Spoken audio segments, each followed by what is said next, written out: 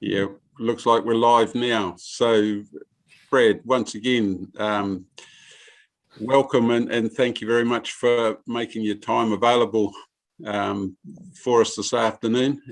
Obviously, at the moment, when this was organised, we weren't expecting it to be in lockdown once again. So, changing times. But look, I'll hand over to Kirsty and then we can run through the session. Tēnā koutou katoa, your worship and councillors. We'd like to extend a warm welcome to Brad back to Waipa, albeit remotely. As you know, Brad is a principal economist with Infometrics and is well familiar to you, having worked with us to redevelop our annual plan through lockdown in 2020 and also having had input into the development of our long-term plan. So today, Brad is going to provide us with an update on the Waipa economy, sharing with us his insights into the impact of this lockdown and the restrictions that are likely to further follow. Brad will be sharing his screen with you. We are live streaming this presentation, recognising that it will be of interest and benefit to our community as a whole. We'll ask that you hold any questions to the end of the presentation, note them down, and there will be an opportunity to come back and engage with you. And we will be uploading this presentation to Diligent with also a view to putting it on our website so that the community can have a look at it. So thank you, Brad. Over to you. Awesome. Kia ora, everyone. Good afternoon. It is wonderful to be back. I do have rotten luck trying to get to Waipa. It seems every time there's a lockdown, it seems to coincide with a trip. In fact, I think the last 4 times I've made it to, 3 times rather, I've tried to make it to Waipa. Only one of them's managed to get through in person. Look, I do think just to start off with and sort of some covering remarks, we do still exist in a very uncertain time. And I say that because of how difficult it is to judge where the New Zealand economy, where Waipa's economy goes next. We've had a pretty good run so far in 2021, and up until just a week or so back, we were feeling in a pretty confident position.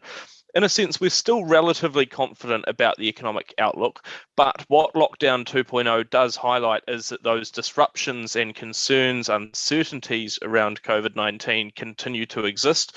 And until we not only have full vaccination coverage here in New Zealand, but also overseas, and with variants of the virus continuing to evolve and spread throughout the world, this is going to be a very difficult expectation to try and manage how are we going to evolve going forward, because as good as the crystal ball normally is, it's pretty cloudy when COVID-19 descends.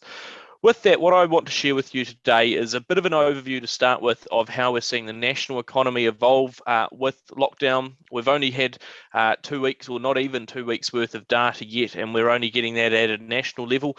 But we'll then spin through what we're seeing coming forward, not only in Waipa at the moment, but what momentum was building up like prior to Lockdown 2.0, and look at some of those other key constraints and key concerns about where the economy is heading into the future. I'll share this one with you now. Hoping that the computer decides to play the game.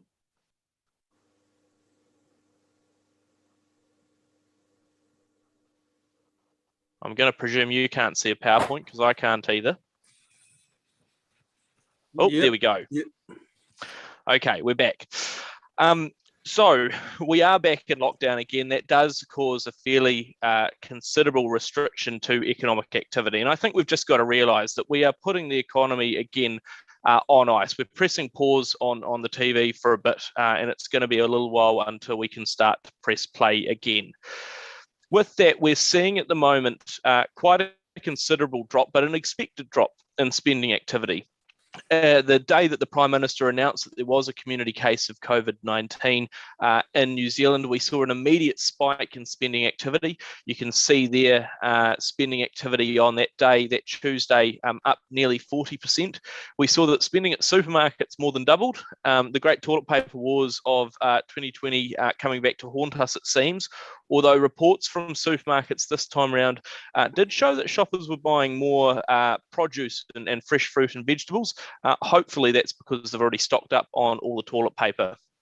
Subsequent to that, the first 10 days of lockdown, we've seen a loss of over $500 million worth of spending. That's $500 million worth of cash nationally that hasn't been spent across in shops, with around about a 48% decline in spending. Now, that's considerable, but important to recognise that it's not as deep of a hit as we saw in lockdown 1. Lockdown 1, we saw a roughly 60 to 62% fall in spending. And so although this is considerable, what we're also growing to understand, this lockdown 2.0 at least, is that businesses have found ways to operate at alert level 4 and also increasingly at alert level 3 with more contactless delivery options and similar where businesses are able to operate and might be essential. You can see sort of just how big that spending drop is, though, across in 2021. You'll also note that middle blue line there for 2020, a touch lower than 2019. August seems to be a rather bad month for COVID outbreaks. Of course, Auckland this time last year was an alert level 3. New Zealand now finds itself at alert level 4, with the rest of the country outside of Northland and Auckland, of course, moving back to level 3 at 11:59 tonight. So again, we are seeing quite a considerable hit to the economy. Now, both Infometrics and various forecasters and government agencies have revised how bad of a hit the economy is expected to take at each alert level. And I just wanted to profile that here. This time, last year when we first went into lockdown, Treasury estimated perhaps 40% of economic activity was unable to operate at alert level 4. They've revised that now to around about 26%. That 26% is in line with our own expectations that around about 74% of economic activity can continue at alert level 4.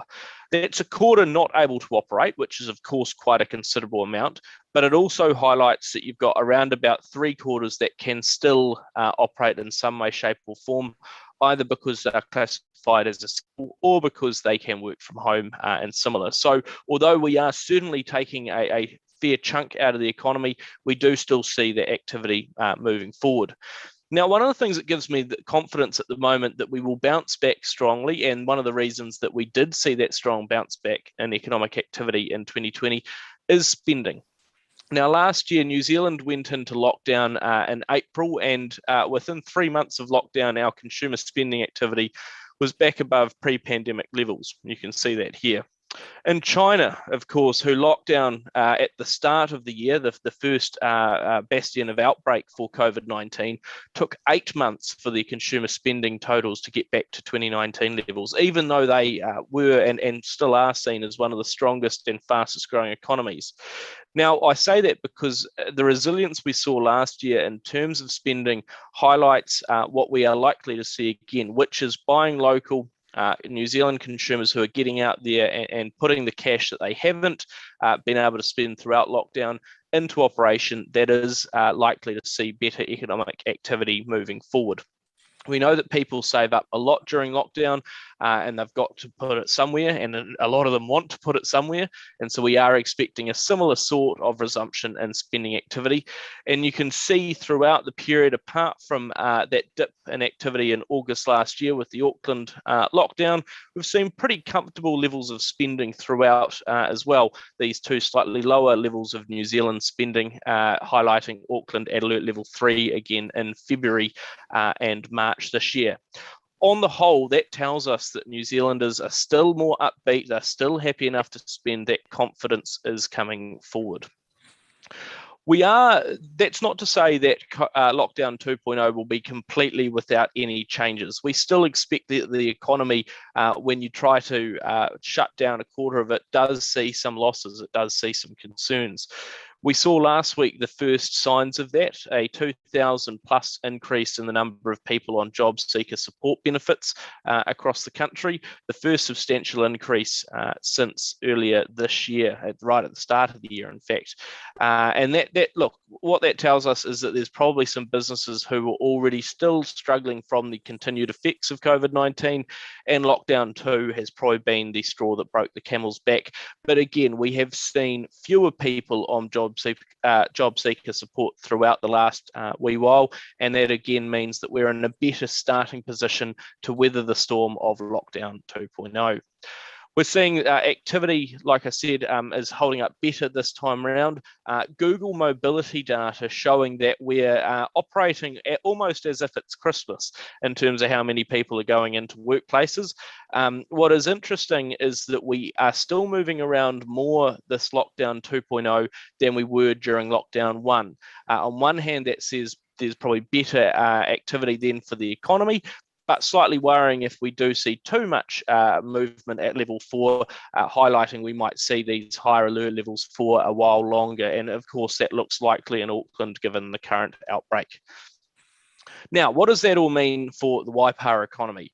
Well, we're expecting that the Waipa economy continues to go in a pretty good fashion. Our revised estimates of economic activity and employment highlight that in Waipa we're expecting nearly 63% of the local workforce is able to operate at alert level 4, very much in line with the New Zealand average. And again, at alert level 3, you can see the same proportion as the New Zealand average able to operate in Waipa, just over 84%. Now, the reason behind those averages and why you see Waipa almost smack bang in the middle with the national average is a combination of sort of stronger retail activity and similar and hospitality based around particularly in Cambridge and similar, coupled with though that still strong primary sector that Waipa has as a key part of its economic profile. So balancing those together, you get a pretty usual level of output in terms of what we're seeing across the rest of the country. That level of activity, again, highlights that although this is a hit, there's still quite a few people that are going to be able to operate. That provides confidence about the local economy being able to go through this. We saw in the last lockdown, and we've seen in recent times, that heavy traffic activity, generally freight, has been holding up better in Waipa than the rest of the country, even as traffic activity across the rest of the country has still remained strong. And I highlight that just because, again, we expect a similar pattern to emerge as we continue through lockdown. There still is quite a lot of activity happening in Waipa, and so although we're putting the economy on ice, the temperature for Waipa is slightly warmer, slightly more towards normal than the rest of the country. Again, building that picture of resilience that you see in the economy and hopefully that ability to bounce back strongly. Now, spending activity, I mean, look, this is never going to be a pretty picture. When you tell people that really the only places you can go and purchase are from the supermarket or from the petrol station, there's not a lot to be done. What you will notice, though, is that in the lead up to lockdown across the 2021 year so far, you've seen considerably stronger spending activity growth in Waipa than comparator areas.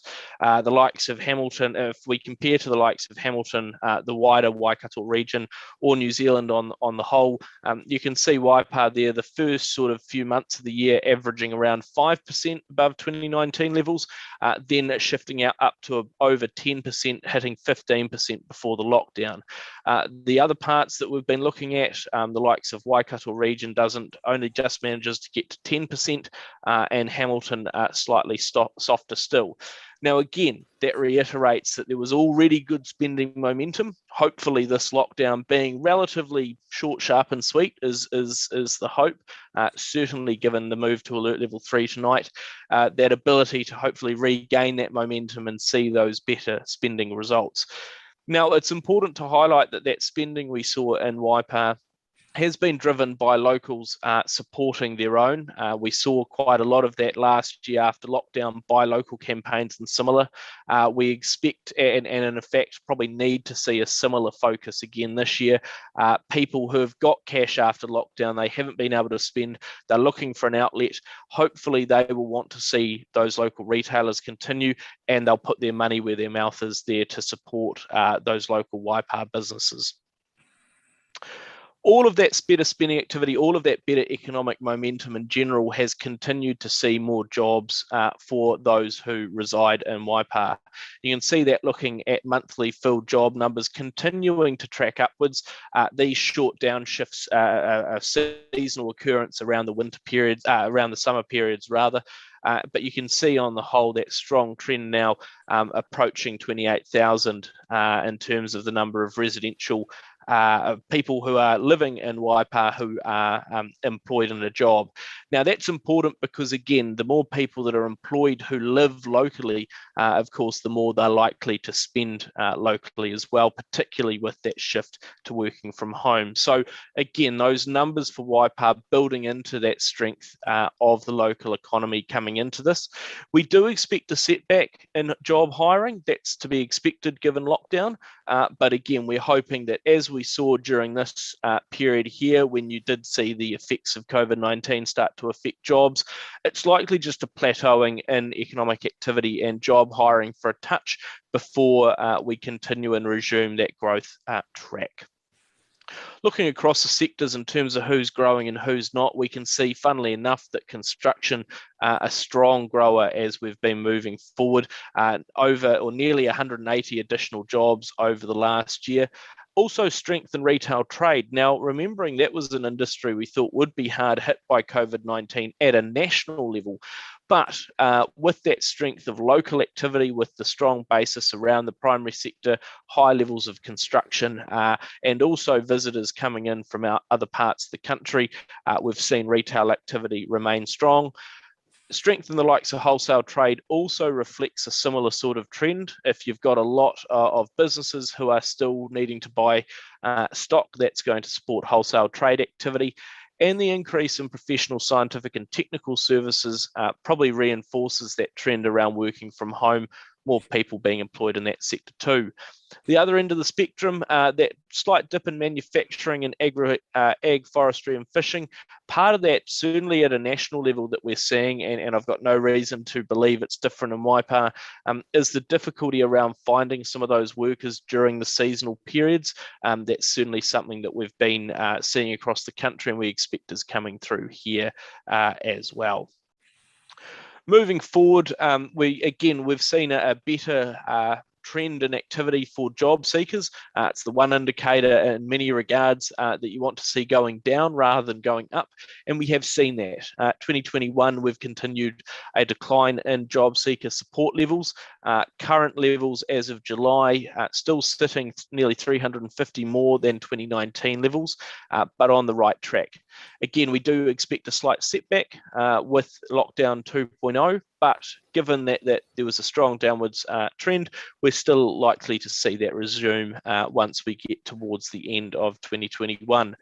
Important to note that there's still around 900 to 1,000 people, even in normal times, who are on job seeker support. And because we know we've got skills shortages and challenges around the labour market, it highlights that work that needs to continue happening to support more people into employment and make sure they have the right skills and tools to do that. Because it's not that we don't have enough people to work, it's again that we can't match up who wants to work and what people want work to be done. I do want to profile the changes that we're continuing to see around travel, remembering that would have been this time last year, everyone was telling me that the Trans-Tasman bubble was days away from opening, and that in October it was days away from opening, in November it was days away from opening, and it took until April 2021, an entire year after the pandemic started, to get open with our nearest and dearest, Australia. And we've subsequently closed that again. That suggests to me that we are not seeing international travel come back anything like what it was pre-pandemic. In fact, we heard this week that Air New Zealand made it very clear that they've actually decommissioned some of their old planes that used to fly longer routes. They will never fly again, with the company just making it clear that that sort of travel is not going to resume to the same levels. Our expectations around travel haven't changed much, and so I won't dwell too much on this picture, which is a relatively still shallow or fast resumption with Australia when we can eventually get things going, but again, still not returning to anywhere near normal levels of travel. in a sense, we're going to have to start pushing this out a bit more. The thinking was we might get a bit more travel at the start of 2022. Given that we can't even travel to Australia at the moment, I think we've got to be realistic with our expectations of travel. It's not going to happen again very quickly. We're also seeing that although New Zealanders are still travelling around, they aren't flying as much as they used to. This chart here showing the number of monthly Air New Zealand domestic passengers across the domestic network, still in a strong position, but not quite as high as it was pre-pandemic.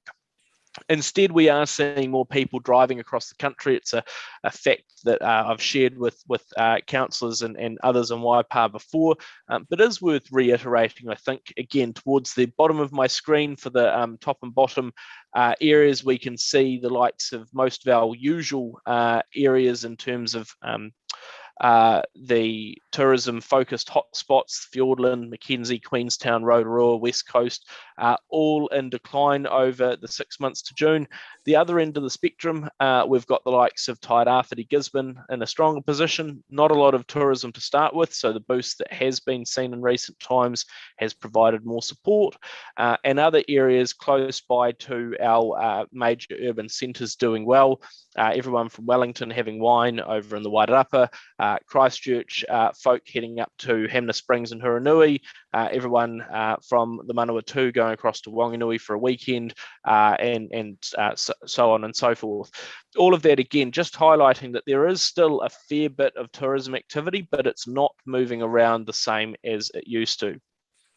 Now, if we look at monthly levels of activity for the Hamilton and Waikato tourism RTO, just because these are the what we're seeing in the local regard, you can see that those numbers coming through are still holding up in a pretty strong regard, and that there's more domestic tourism as well. We are continuing to see people having a look around the wider Waikato region, coming through to Waipa and similar. As we continue, though, I do want to reinforce the view that at the start of 2021, a lot of tourism operators were hoping and holding out hope that 2022 would bring the resumption in travel. It now seems very hard to see that coming through. And we're worried that some businesses might have been hanging out for international tourism to resume, and therefore hoping that the domestic boost was just a blip before internationals started to revive. We think that's the wrong plan. We think that instead businesses do need to be quite finely attuned to the fact that domestic tourism and the focus on domestic travel will need to be a core element of tourism activity generally in New Zealand. So we are going to need to see product offerings emerge and change for that domestic sector. When we focus on a new way of working as well, I think again it's a trend we've continued to profile, but it remains a key focus for a number of areas, and Waipa of course stands quite well to benefit from these changes, and that is that working from home trend and seeing where people are spending their money. You can see here the great toilet paper wars of 2020 and the latest emergence in that battle in recent times. What you will see, absent the obvious lockdown hit recently, is again that stronger profile of spending still on groceries and on home and recreation, to a degree offsetting the slightly softer levels of spending on the likes of hospitality and what have you. And again, just reiterates that people are spending more time at home. And again, if we profile the urbans versus the nearbys, again, you see a very similar profile again, and I won't dwell on this because I've shown it a few times, but the trend is holding and it is quite sustained. And that means as well, again, that momentum to get going post-lockdown for these areas and for Waipa as well, we saw that on earlier slides, remains quite strong. The drop already in spending for the likes of Wellington, Auckland, Christchurch, that's going to be a much tougher start to go from a much colder engine. Other regional economies able to pick up pace a lot faster. And then again, just those changes that we've seen across in terms of net migration and net internal migration as well. Now, one of the difficulties we're starting to see, one of the changes that's emerging as COVID-19 has moved through, is that the change in our border restrictions has really quite fundamentally altered our labour market. We've had a lot of spending activity over the last 18 months since we got out of lockdown 1, and that has meant that there's been a lot of demand for additional working across the economy, both in Waipa and as you saw with those earlier job numbers, but across the entire economy as well. Those tighter labour market settings mean that we do have to sort of bear them in mind as we think about moving into the future. We've seen the unemployment rate continue to drop a lot faster than we had previously expected. You'll see even in July this year, we expected the unemployment rate about 2 months out was likely to hold relatively steady as we move forward. Again, that expectation that there was still some weakness in the labour market, there was still some disruption from COVID-19.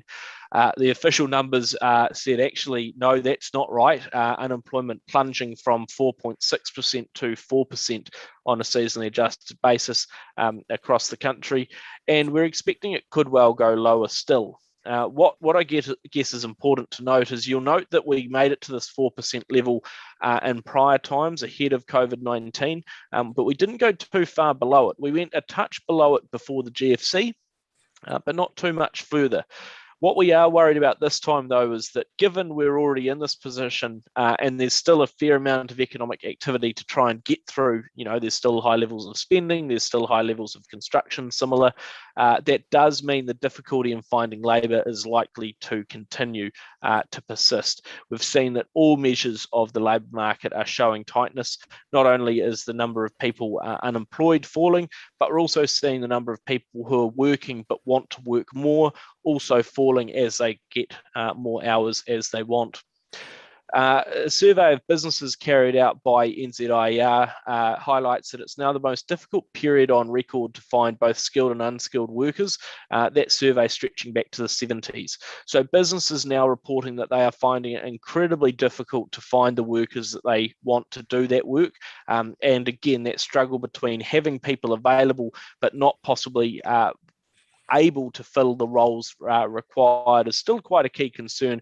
We see that in Waipa, given those higher numbers of monthly filled jobs that I showed you at the start, that continuing upward shift reiterating these figures. We're also seeing that the number of job ads across the economy is incredibly high. Now, I've extended the MB job ad series back to the 1990s, and you'll see just how quite incredible the current level of job advertising is. Now, what we see and hear across the economy, we've heard this directly from the Waikato as well, and we see in some of the SEEK numbers, is that although job ad numbers are high, the number of people applying for each job ad have declined quite considerably. So there's a lot of places and jobs on offer, but not as many people applying for those same jobs, again, reiterating that difficulty of matching up the demand for labour and the actual supply of people. And we've got to be realistic that the settings have fundamentally changed for New Zealand. Prior to COVID-19, we had over 5,000 net migrants a month coming into the country. There's now only 370, and in fact, we're expecting that to drop a touch lower, given that we've seen MIQ spaces limited because of the Delta variant and because of lockdown 2.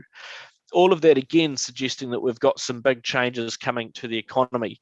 When we look at annual net migration, I mean, the graph is relatively self-explanatory. You're seeing a much lower number of people coming into the country each year relative to what we had prior. That means that for businesses, the way that they used to find their talent and the number of people they were able to source as skilled migrants is going to be greatly diminished. The government has recently announced in response to a question from the opposition that it does expect to have a considerably lower level of net migration coming into the country.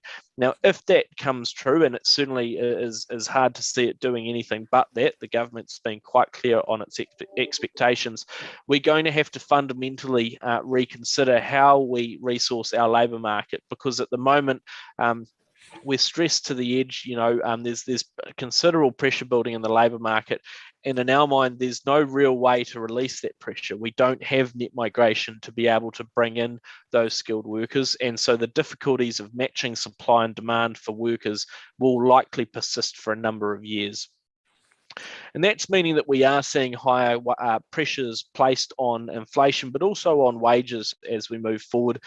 You'll see those early signs moving there in terms of wage inflation starting to push higher. Now, things aren't at incredibly high levels yet.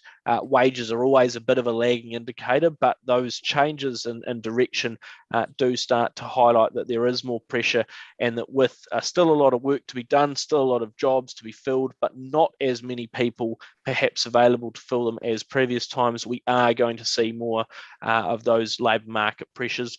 We've started to hear quite a considerable amount about job poaching and similar, trying to find a guy from another firm to bring into your operation, and firms needing to pay more, not only to keep their current workers, but also to attract new workers in. Those older issues continue to re-emerge. We're seeing housing pressures across the economy remain strong. Our latest forecast from July, and in fact the government's budget forecast for house price growth shown here in the dashed lines, you will see that recent growth has completely blown those expectations out of the water. House price growth now running in Waipa and the wider Waikato region in New Zealand as a whole above 25% per annum. That is a considerably steep level of price growth. Now, I want to give you 5 quick reasons again why we're expecting house price growth to need to slow back, and then I'll show you my next slide, which is the one reason that it won't emerge quite as quickly. Those 5 reasons are: we have seen the government try to limit back demand with the removal of interest deductibility for investors, and the Reserve Bank has made considerable moves to limit back on risky lending. Of course, LVRs have been reintroduced, they've been clamped down on, or they're being consulted to be clamped down on further, and the Reserve Bank is looking at implementing debt-to-income limits next year. If debt-to-income limits were introduced at depending on what level you set them at, they could cut out anywhere from 50% to 25% of first home buyer lending if they're set at the usual 5 to 6 DTI level. Now, the Reserve Bank's not going to do that. That would absolutely cut the legs out from first home buyers, but it does underscore that we've got a lot of people who are borrowing at very high levels relative to their income, and that does cause you some concerns around financial stability. So those are 2 of our issues. We're seeing high levels of building activity at the moment as well, which is helping to address the undersupply across the country. We see still strong levels of building in Waipa, and I'll get to those in a moment. We've also got less people coming in, as I showed you just before, and that means lower population growth. And then we're also seeing very, very clear signs that interest rates are about to head higher. The Reserve Bank only holding back in their August monetary policy statement because the proximity of alert level changes. Less than 24 hours before the statement was delivered, New Zealand was plunged back to alert level 4. The thinking was, look, given the uncertainty around the change in alert levels, let's tie-ho for a minute. But the bank making it very clear that if these current pressures continue to persist, and there's no reason to expect they won't, interest rates will start to rise, and we've already seen 1-year rates pushing higher still. Those are the 5 reasons, all combined, that we should see lower demand for housing and also higher supply. But at the moment, we've got quite a reduced supply of existing homes on the market. If we look at the number of properties available for sale across the Waikato region, and look, this graph mirrors the national average, we can see that the number available for sale is considerably lower than usual, sitting at roughly 41% of usual levels of property available for sale. And so again, reiterating what we've said a number of times before, that if the plan is to play musical chairs with the existing stock of housing, we will lose this game, which again profiles that focus on building more. Without more properties on the market, you've still got a lot of people who want to buy, not as many people available to sell, and that means that we are likely to see prices continuing to be bid up. All of that reinforcing that although we're expecting house price growth to soften and to flatten away, we're not expecting any particular house price falls, and we're expecting it could take longer than first expected for that flattening in house price growth to occur. Now, all of that has combined in Waipa to see unaffordability continuing to edge higher. We're seeing that again, though, across the country.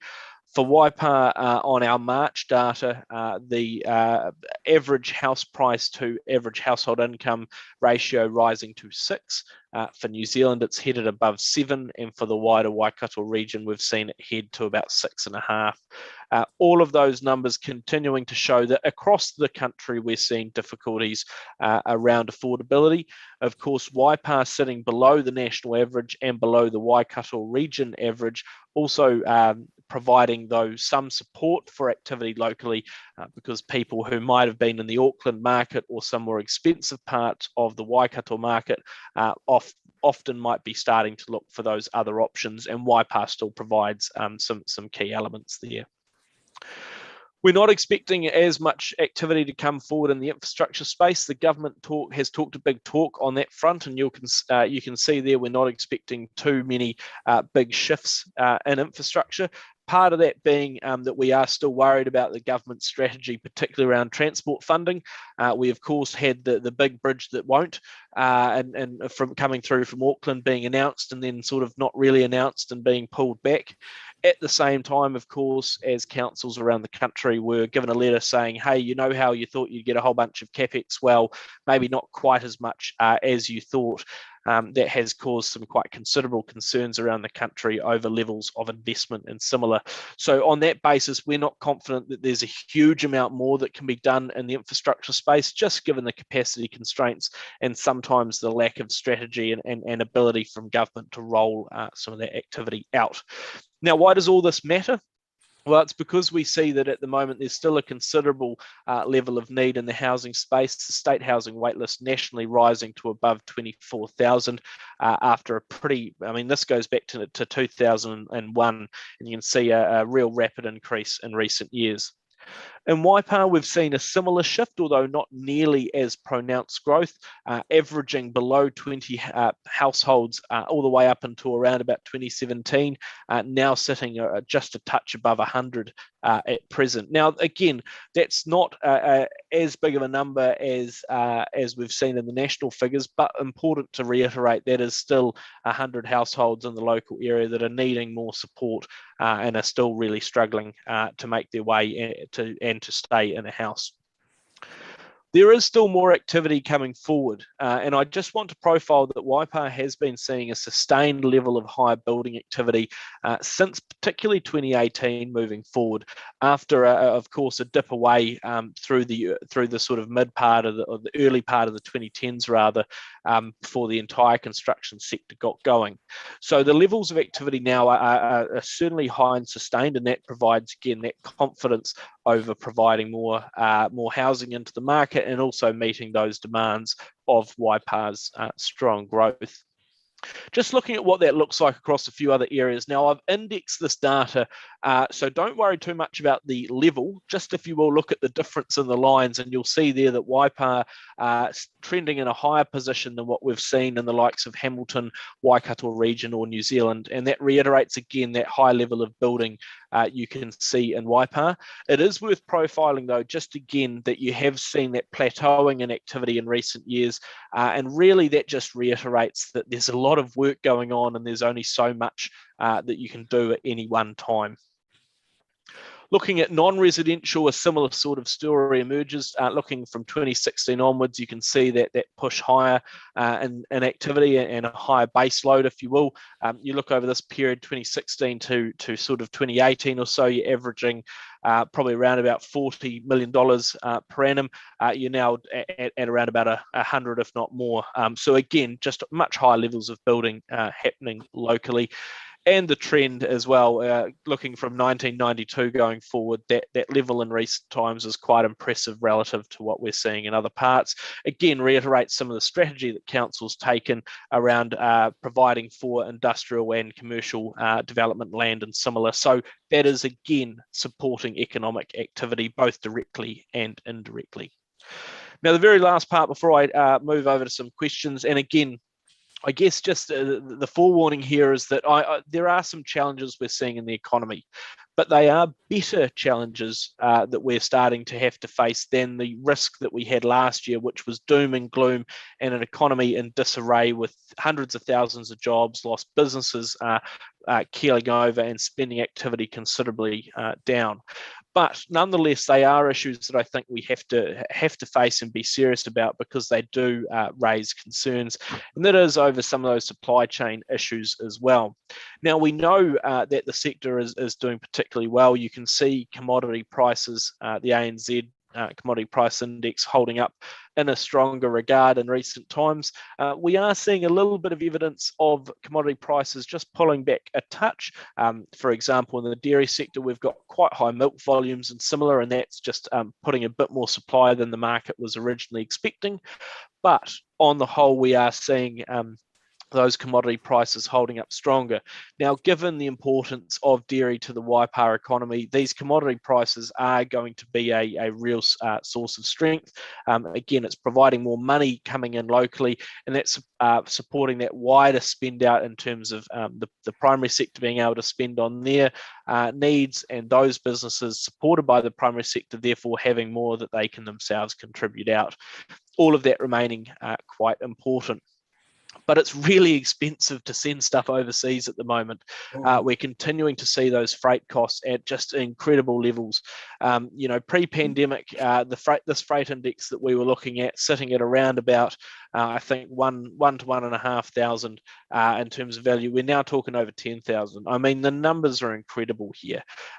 A business I talked to again in Auckland about 4 weeks ago, saying that their freight costs shipping anywhere between 4 and 6 times above usual levels. That's a lot of additional money that you're having to somehow find to cope with these increases. Now, what I want to profile there is probably the most important thing, that this isn't done yet. We're hoping this bit here is a bit of a plateau in activity like we saw at the start of 2021. But let's be clear, we've seen an increase over 2020, a bit of a plateauing, and then a pretty sharp increase again since then. In our minds, it's another 18 to 24 months before freight activity starts to get back towards normal. And for a period, that's going to mean, again, higher freight shipping costs and similar. And we do signal that as a key concern, that the difficulty of being able to have resources, get them into the country and get your exports out of the country, it is going to be a key consideration. And we're seeing that as well in terms of export volumes. If we look at the amount of exports going out by sea and coming in by sea, you'll see that drop away in imports starting to come back, but a pretty massive hole we've left in here so far. Just as importantly, sea exports taking a bit of a softer period in recent months, showing better promise in the last few. But again, just really reiterating that there are concerns there over being able to get our exports out. What does that mean from a council perspective particularly? We do wonder about procurement and similar in terms of being able to get imports in from overseas, needing to be quite careful around timeframes, being able to respond to those wider timeframes, but also thinking about alternatives in terms of where else production might be able to occur and similar. All options I think that we're starting to see people consider to be on the table. With that, I guess that the too long don't read, because there was an enormous amount of information in there, but I did want to try and be as comprehensive as possible, is that the Waipa economy will take a step back because of lockdown 2.0, as will all parts of the New Zealand economy. But we're also expecting, because of that stronger momentum in the lead up to lockdown 2.0 and the fundamentals of that Waipa economy already, with that strong primary sector, with strong construction activity, with strong retail activity and visitor tourism, all of that positions Waipa well to weather the storm and to come out strongly the other side. We do expect that those same concerns and pressures that were existing in the Waipa economy pre-lockdown 2 will exist post-lockdown 2 as well, around supply chain issues, around the likes of labour markets and similar. And we're also expecting that those higher interest rates do start to limit back just how much those high levels of spending continue, tempering back activity a touch is expected, but Waipa in a strong position to weather the storm and expected to come out the other side. With that, I think I will turn it over to try and take some questions. Thanks, Brad. Look, yeah, open it up to questions. I'll see if I can keep an eye on who's got the first one. Any questions?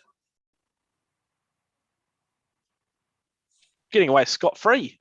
Yeah, it looks like it. I've got a 24-year-old accountant son who's really interested in your proposition that you put forward on Sunday, Brad, about paying benefits to young people before the pension. Yeah, well, and I think the difficulty, right, and just to sort of expand on that very slightly for a moment, the difficulty we're finding at the moment is that for a lot of the country, and look, I'm very happy to take questions on this, is we've got some short-term issues, right, around COVID, around the disruptions that are being caused, but we've still got some pretty long-term issues as well that we can't necessarily take our eyes off. We've got climate change, for example, coming down the tracks. We've got these wider issues around water proposals and similar that are still coming through. And the one that I was talking about on the weekend on Q&A around the aging population. Over the next, what was it, the next 35 years, I think it was, New Zealand's going to have a 125% increase in the number of people aged above 65 and only an 18% increase in the working age population 15 to 64. So we've got some big demographic shifts. We've got some big other issues to try and cope with. So worthwhile, like you say, having that perspective on the short term, the here and now, the COVID situation, and that longer term stuff. Brad, just a question to you. Inflation. This is underlying at the moment, but do you think it's going to have an impact in the next 6 to 12 months? Yeah, absolutely. And I think it's an issue that we're continuing to try and grapple with, remembering that New Zealand hasn't really had a high inflationary environment for over a decade now, really. Post-GFC, it's been relatively low. And I say that because Infometrics has got different views from the Reserve Bank on inflation. We're both expecting it to be quite high over the next 18 to 24 months or so, pushing above 4%. But then afterwards, our expectation is that it holds up higher, but eventually sort of gradually goes back down to more usual levels. The Reserve Bank's view is that after 24 months sort of quite high levels of inflation from those temporary factors of supply chains and what have you, eventually they're expecting inflation might soften away to more normal levels relatively quickly. Now, I say that because whether or not or how sustained and persistent inflation is will be important. Let's just have a very quick recap of the drivers of recent inflation, because it's sort of across the board. You're paying more for clothing and footwear. You've got higher costs for rentals. You've got considerably higher costs for building new properties. You've got higher fuel costs, you've got higher secondhand car costs, food prices are going up. You know, we could probably spend an entire call with everyone listing where they're seeing, those prices increase. Now, importantly, from a council point of view, you'll also be seeing that in terms of your suppliers and similar, the costs that you're having to incur as a business, if you will, as a producer are high as well. And that's why you're going to be seeing rates rises and similar and pressure on incomes. Now, I say that in terms of the question becomes how persistent is it and what sort of effect does it have? Well, we are in the highest inflationary environment that we've had in over a decade. I find it very hard to believe that pressure dissipates anytime soon because, one, you've got those labour market pressures which are likely to persist because no one's coming in to help. There's no real release mechanism. And two, you look at these other areas and you go, where are the pressures going to come off in terms of supply chain disruptions possibly existing for the next 24 months? Again, will continue to hold those pressures higher. And actually, the big one is that because of these issues, we've got quite a constrained amount of supply, right? At the moment, we're providing X amount of stuff, but there's not a huge amount more growth we can do on that because we've all got these limitations holding us back. But we've got very high levels of demand. People are spending quite considerable amounts because of low interest rates and similar. And so in our minds, we actually need to probably limit back a little bit of that demand, a little bit of that spending. Last year, when the Reserve Bank cut interest rates, that was an emergency move to support the economy and to directly do that, to stimulate more spending. And what we're saying now is that without that need for that same emergency support, because the economy is doing all right standing by itself, it's time to wean ourselves off some of that higher level emergency support onto more usual levels. We're not saying that we need to cut back spending totally, just not quite as much, because the worry at the moment is that we're dragging a lot of spending from 5 years in the future into the here and now, and it doesn't leave as much for 5 years down the track. So overall, inflation is going to be a key risk, and it's something that we haven't grappled with in a while. The question is not if it's high, it's how long will it remain high for. Any other questions? A question from me, Brad, in terms of the immigration levels, and I suppose the numbers are artificially constrained at the moment because of COVID. Is there any indication from central government that they are going to adopt more of a long-term approach to immigration levels, and what sort of level that that we can look forward to, I suppose, over the next decade or so, in terms of the likely changes to our population? Yeah, it's an interesting question. I mean, one of the challenges at the moment is, you're right that we've got an artificial constraint at current. We're not sure how quickly that ends, though, just given that, you know, again, we're now a year and a half plus into the pandemic, and we've still got, you know, pretty considerable concerns over how MIQ operates. And I just say that because, look, I think we've got to be realistic. The MIQ probably is operating again for another 18 months post this. So there's an artificial cap for a while yet. Going forward, the government hasn't made any commitments around numbers per se, which is, not surprising in a sense that they usually don't. They're pretty reluctant to give any numbers. What is instructive to think about is that the sort of long-term thinking has always been that New Zealand net migration levels generally want to trend back to about 30,000 per annum. That was what you sort of saw New Zealand First and similar target towards last time. In fact, they targeted quite a bit lower.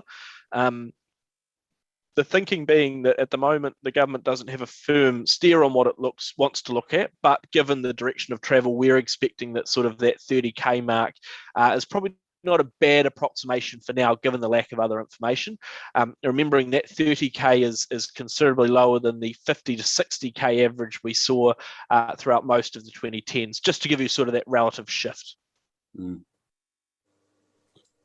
Yeah, Gary, and then Andrew. Quite a big chunk of Waipa's growth is driven by people who are choosing to leave Auckland. And within the next 12 months, we're going to have that expressway fully completed between Auckland and Cambridge.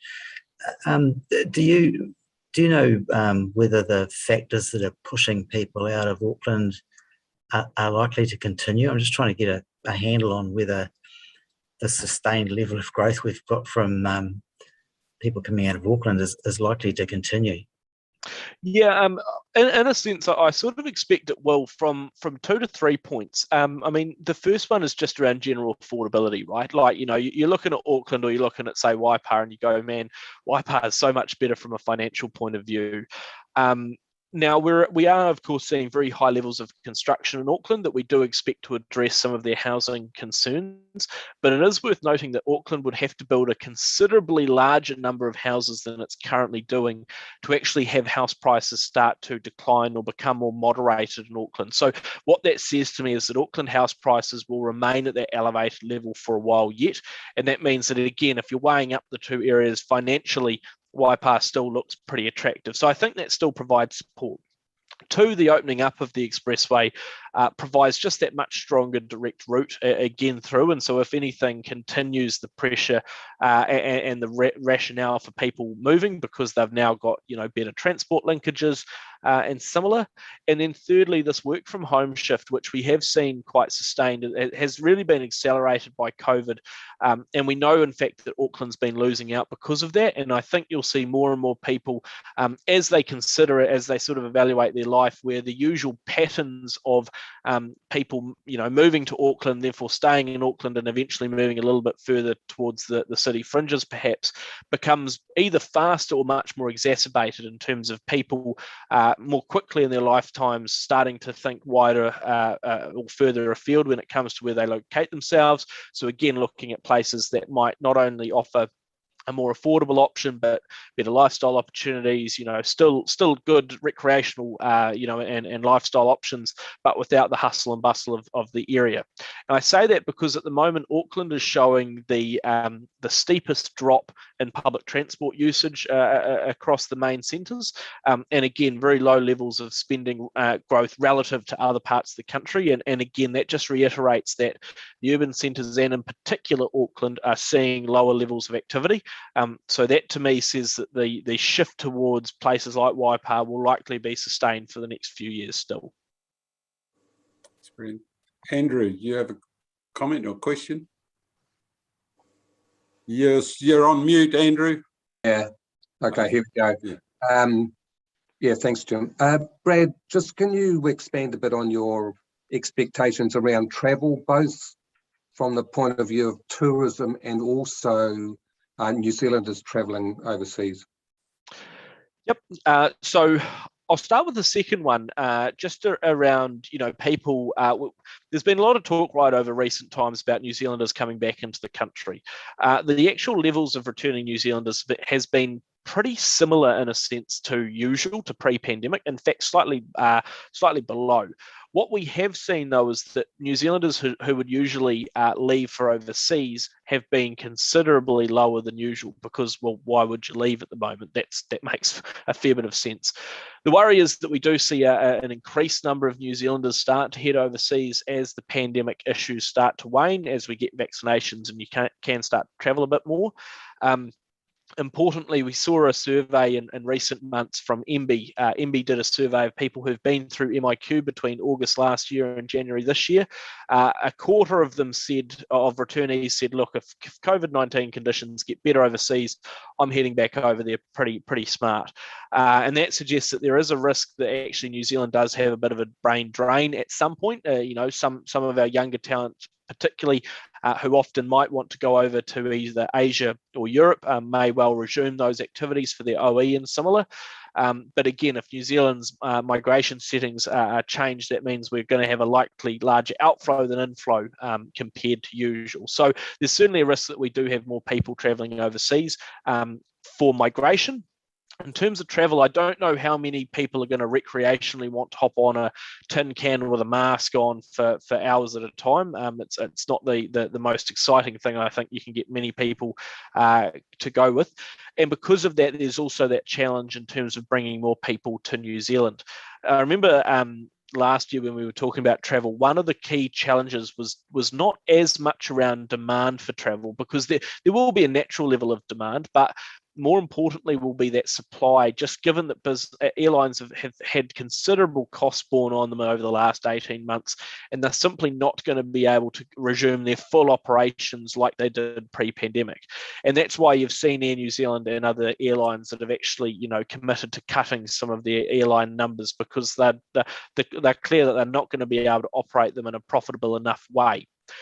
All of that then concludes that you have fewer people travelling to New Zealand than previously, and fewer people probably travelling out, with a greater focus around longer term travel for migration, people going over to Asia and Europe, and probably a greater focus on shorter term travel for New Zealanders, both in terms of short haul trans-Tasman or Pacific Island travel, but also that focus around New Zealand domestic travel, because people are still looking for that option on shore.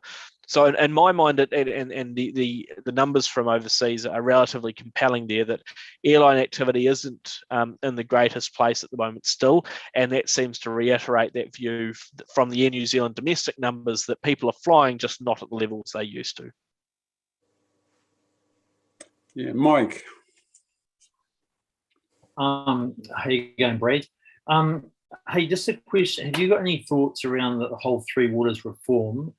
Maybe you just have to give a national sort of viewpoint, but anything particular to Waipa in terms of, economic impact or risk to us whether we go one way or the other down the track. Yes, noting this is a public forum, I mean, look, I think the Three Waters stuff is a real concern for everyone, right? It's telling from my point of view that you've got so many councils who seem to be quite against the scheme because they don't feel like they understand what the benefits might be, and that just says that you've got quite a divergent shift between the government's point of view and what is seen to be responsible or wanted at a local level. Sorry, I think we are live, just so you know. Okay. Oh yeah, no, I do. Yeah, no, I do appreciate that. The struggle. What am I trying to say here? I think we're realistically going to get to, and what was sort of clear in the LGNZ heads of agreement is that I think we've got to be realistic that the government is going to likely have to enforce some elements of these changes on local government. And I say that without any skin in the game, but my view on that is that it doesn't economically stack up to have a hodgepodge of different operators either at a TLA level or not. So you can't have some of these water regulators operating, but with a massive hole in the middle of their regulation area because a council has opted out. So I think from my point of view, from an economic strategy point of view, the efficiencies come through that joined up approach, and that means that at some point I do expect there has to be an all or nothing conversation. That's probably as far as I'm knowledgeable enough to go, to be honest with you. Yep, Susan.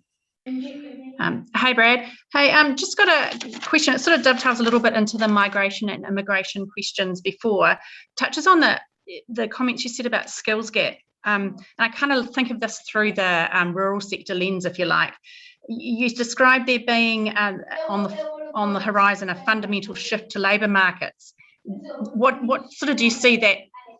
What do you think that's going to look like, and how are we going to address that gap? Because I think it's quite significant going forward, especially if you look at our reliance in our district on particularly the primary sector. If we've got skills gaps there, whether it's because there's a lack of that migrant workforce coming in, or people, like you say, potentially leaving because things are looking better overseas now. I kind of want to know what your thoughts are on how that might be addressed. Yep. So a few points. I mean, there are a few key sectors at the moment that I think will be constrained going forward in the labour market space, particularly with activity stronger or still strong in Australia, particularly around the likes of construction and, say, nursing. And I say that because the numbers are showing, that there's still pretty good levels of pay and activity in both sectors in Australia. And talking to people in the sector, those are probably the two key risk areas for the workforce. More generally, I guess what I'm saying with those fundamental shifts to the labour market is reinforcing what the government was already looking to do pre-COVID around regional skills leadership groups and similar, because we're going to have to be much more focused on local domestic talent pipelines and similar of how do we build up the capacity of our own local workforces, but particularly with young people, but also just providing sort of that stronger linkage between industry and education, if you will, and providing people the ability to get into some of those sectors. I say that because, look, I don't think we've had enough targeting and support in some of those areas over time in terms of look, I'll take nurses as an example, but I mean, this applies to a number of areas only because I've looked at nurses recently. We've known that we've needed more nurses across the country for a considerable amount of time, yet the number of nurses we've been training each year in New Zealand has been stagnant for the last decade, and in fact went down in 2020. Now that says that something's not right when we have an identified need, but no responsiveness in terms of actual educational outcomes or similar. And so I say that because I think we're going to have to be much more targeted in terms of, look, we actually need to focus on, this set of skills and at these levels. It's not just we need more nurses. Let's figure out if we're talking 300, 3,000 or 30,000 additional nurses. Same for the likes of the primary sector. What sort of people do we need to be working on farm? What sort of skills are we needing in our manufacturing sites? What sort of building activity support do we need? Yada, yada, yada. The difficulty as well, I think, comes around, or one of the strategies we're starting to see a fair bit of success with COVID at least, is a bit more sort of active labour market support in terms of job matching and similar. So it's not so much of, look, I'll help you write a CV and off you go and hopefully you get a job. It's sort of saying, look, I've just had business ABC who's looking for 5 workers, and I've got 5 guys who pretty much fit that bill. And if we give them a few fuel vouchers, they'll be able to get to the work site for the first week, and then they'll earn some money and can buy them themselves. That more active matching, that more active sort of and directive system of support is becoming important. I think part of the reason we've got to be a bit more active is because we haven't done enough, particularly at school, around career development and similar.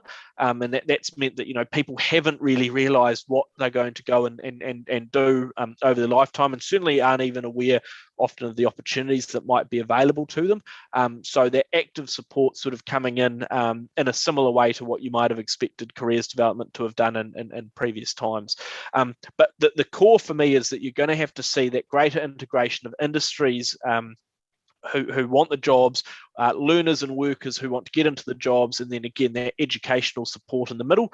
Now, when I say education, some of that might be, you know, your proper formal qualifications and similar, but it might be as equally, you know, short courses or similar, or just that ability to earn and learn on the job, to develop your skills in those areas. We've just got to, I think, probably be a bit more directive about that, and a lot more forthright in trying to help create those connections. I do worry that sometimes we've been too focused on maintaining separation between different sectors and different industries, and I can understand some rationale for that, but I think we've got to be a little bit more directive now in terms of leaning on our networks, supporting those better labour market and job outcomes. Cool, thanks for that. Gary. Brad, I wonder if you're able to comment on whether the New Zealand economy is an outlier, or is it performing in a similar manner to other economies? Do you mean particularly throughout COVID, or? Yeah. I'm sort of thinking we're going through this massive reform process to try and make things go faster and more efficient. And I'm just wondering whether we're a sluggish economy compared to others, or whether we're fast, or, you know, yeah, holding fair enough. The reason I asked my question there was because it does depend on the reference point. If we're going to look at the COVID-19 period, New Zealand's economy has done quite well. We've seen very strong levels of activity. We've seen some of the strongest bounce backs in activity since COVID-19 emerged on scene. Relative to a number of our comparators, we're doing better than Australia, better than the US, far better than the UK, better than the likes of Sweden, who I know people compared us to, during COVID last year. Not quite as good as China, but, we don't really have the rising middle class anymore that they do. On the whole, from an economic perspective, New Zealand's economy is certainly a leading light throughout the COVID period. Now, taking a step back, though, New Zealand's economy is a laggard when it comes to general economic performance in terms of productivity at shift and similar. And I say that because although the economy might have been showing not too bad levels of growth in prior times, a lot of that growth was coming because we're bringing more people in to do more work. Now, that's very much the working harder, not smarter sort of focus. And I say that because these changes are very much being focused on trying to achieve higher living standards, higher incomes and wages, and higher productivity to fuel both of those two things. So on that basis, look, the evidence is quite clear that New Zealand did need to make some big changes. We did have a much less efficient, if you will, much less productive economy relative to a number of our international peers, and that's something that we did want to change. Part of that comes around the focus, or shifting focus, in terms of high value add. That's across the sector, across the economy. It's not just the primary sector.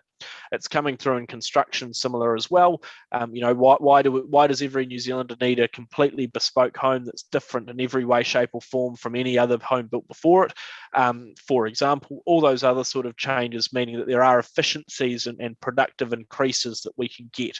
So from a COVID point of view, we've done well. looking back over time, we could have been in a much better position even then than what we started with. And so I think that's what those changes are designed to address. Noting, of course, that responding in a crisis is quite different from build-up of challenges over time. We were good in this crisis because it was a short-term crisis that we've been able to respond to like a crisis. Given that we've got, all these issues around housing and similar, I think you've got to question if we do have a housing crisis or a climate crisis or anything else like that, only because a crisis demands action. And a lot of these things haven't really got the action over time that you might have expected. So good in the short term, a lot of challenges over the longer term that we're going to need to address. And that's what I think those government policy changes are looking to focus on. All right. Well, Kirsty. Thank you, Your Worship. I wonder if I can just bring this to a close, perhaps by just mentioning to elected members that we have engaged Brad to do a further piece of work for us. Just in light of the COVID resurgence and level 4 lockdown, we have asked Brad to look at the economic assumptions that underpin the long-term plan, and he will be reporting back to us by the middle of September, so that we will share that with you in a formal setting. Thanks, Kirsty. All right. Any other quick questions? All right. Hey, Brad. Hey, thanks again for giving us your wisdom. And it's challenging times all around. So we always look forward to hearing from you. So look forward to that report in about a fortnight by the sound of it. But once again, thanks.